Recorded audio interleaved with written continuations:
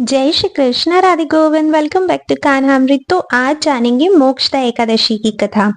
तो अर्जुन ने उत्पन्ना एकादशी की उत्पत्ति, महिमा, महात्म्य आदि सुनकर भगवान श्री कृष्ण से कहा, हे परम पूजनीय भगवान श्री कृष्ण, हे त्रिलोकीनाथ, आप सभी को सुख व मोक्ष देने वाले हैं। मैं आपको प्रणाम करता हूँ। हे प्रभु, आप कृपा करने वाले हैं, मेरी एक जिज्ञासा को शांत कीजिए। भगवान श्री कृष्ण ने कहा, हे अर्जुन, जो कुछ भी जानना चाहते हो निर्भय होकर कहो, मैं अवश्य ही तुम्हारी जिज्ञासा को शांत करूंगा। हे प्रभु, यह जो आपने मार्गशीर्ष माह के कृष्ण पक्ष की एकादशी के विषय में बताया है, उससे मुझे बड़ी ही शांति प्राप्त हुई। अब कृपा करके मार्गशीर्ष माह के शुक्ल पक्ष में जो एकादशी पड़ती है, उसके विषय में भी बताने की कृपा करें।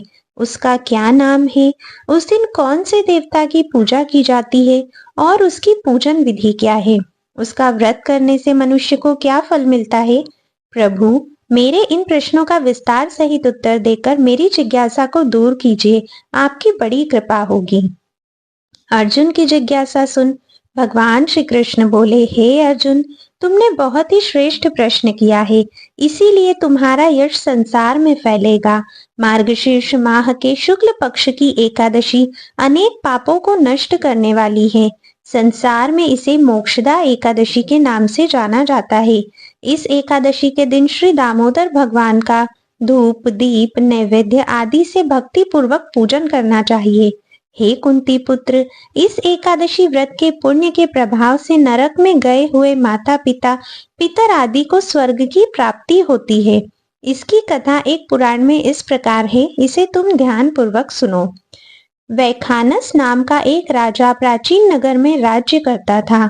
उसके राज्य में चारों वेदों के ज्ञाता ब्राह्मण रहते थे। राजा अपनी प्रजा का पुत्रवत पालन किया करता था। एक रात्रि को स्वप्न में राजा ने अपने पिता को नरक की यातनाएं भोगते देखा। इस प्रकार का स्वप्न देखकर राजा बड़ा ही व्याकुल हुआ। वह बेचैनी से सुबह होने की प्रतीक्षा करने लगा। सुबह होते ही उसने ब्राह्मणों को बुलाकर उनके समक्ष अपने स्वप्न की बात बताई। हे ब्राह्मणों, रात्रि को स्वप्न में मैंने अपने पिता को नरक की यातनाएं भोगते देखा। उन्होंने मुझसे कहा है कि हे पुत्र, मैं घोर नरक भोग रहा हूँ, मेरी यहाँ से मुक्ति कराओ। जब से मैंने यह वचन सुने हैं, तब से मुझे चैन नहीं है। मुझे अब राज्य, सुख, ऐश्वर्य, हाथी, घोड़े, धन, स्त्री, पुत्र आदि कुछ भी सुखदायक प्रतीत नहीं हो रहे हैं। अब मैं क्या करूं? कहाँ जाऊं? इस दुख के कारण मेरा शरीर तप रहा है। आप लोग मुझे किसी प्रकार का तप, दान, व्रत आदि बतलाएं, जिससे मेरे पिता को मुक्ति प्राप्त हो। यदि मैंने अपने पिता को नरक की यातनाओं से मुक्त कराने के प्रयास नहीं किए, तो मेरा जीवन निरर्थक है। जिसके पिता नरक की यातनाएं भोग रहे हो, उस व्यक्ति को इस धरती पर सुख भोगने का कोई अधिकार नहीं। हे ब्राह्मण देवो, मुझे शीघ्र ही इसका कोई उपाय बताने की कृपा। के आंतरिक दुख की पीड़ा को सुनकर ब्राह्मणों ने आपस में विचार विमर्श किया। फिर एक मत होकर बोले, राजन, वर्तमान, भूत और भविष्य के ज्ञाता पर्वत नाम के एक मुनि हैं। वे यहाँ से अधिक दूर नहीं है। आप अपनी यह व्यथा उनसे जाकर कहें, वे अवश्य ही इसका कोई सरल उपाय आपको बता देंगे। ब्राह्मणों की बात मान राजा मुनि के आश्रम पर गए। आश्रम में अनेक शांत चित्त योगी और मुनि तपस्या कर रहे थे।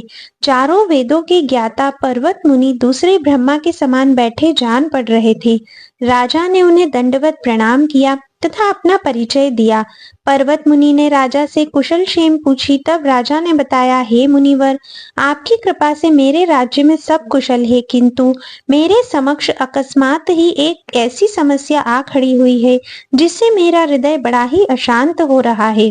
फिर राजा ने मुनि को व्यथित हृदय में रात में देखे गए स्वप्न की पूरी बात बताई और फिर दुखी स्वर में बोला, हे महर्षि, अब आप कृपा कर मेरा मार्गदर्शन करें कि ऐसे में मुझे क्या करना चाहिए, कैसे मैं अपने पिता को नरक की यातना से मुक्ति दिलाऊं। राजा की बात पर्वत मुनि ने गंभीरता पूर्वक सुनी।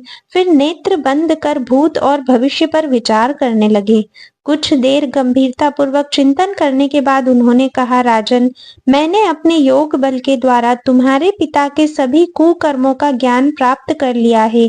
उन्होंने पूर्व जन्म में अपनी पत्नियों में भेदभाव किया था। अपनी बड़ी रानी के कहने में आकर उन्होंने अपनी दूसरी पत्नी को ऋतुदान मांगने पर नहीं दिया था। उसी पाप कर्म के फल से तुम्हारा पिता नरक में गया है।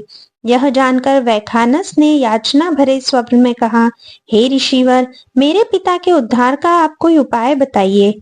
किस प्रकार वे इस पाप से मुक्त होंगे? इस पर पर्वत मुनि बोले, हे राजन, मार्गशीर्ष माह के शुक्ल पक्ष में जो एकादशी होती है उसे मोक्षदा एकादशी कहते हैं। यह मोक्ष प्रदान करने वाली है।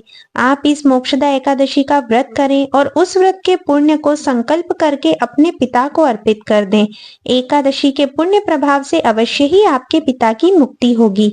पर्वत मुनि के वचनों को सुनकर राजा अपने राज्य को लौट आया और परिवार सहित मोक्षदा एकादशी का विधि पूर्वक व्रत किया। इस व्रत के पुण्य को राजा ने अपने पिता को अर्पित कर दिया। इस पुण्य के प्रभाव से राजा के पिता को सहज ही मुक्ति मिल गई। स्वर्ग को प्रस्थान करते हुए राजा के पिता ने कहा, हे पुत्र, तेरा कल्याण हो। इतना कहकर राजा के पिता ने स्वर्ग को प्रस्थान किया।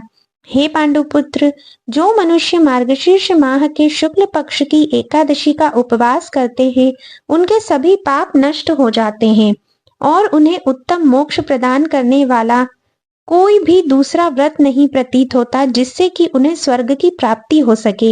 इस कथा को सुनने व पढ़ने से अनंत फल प्राप्त होता है।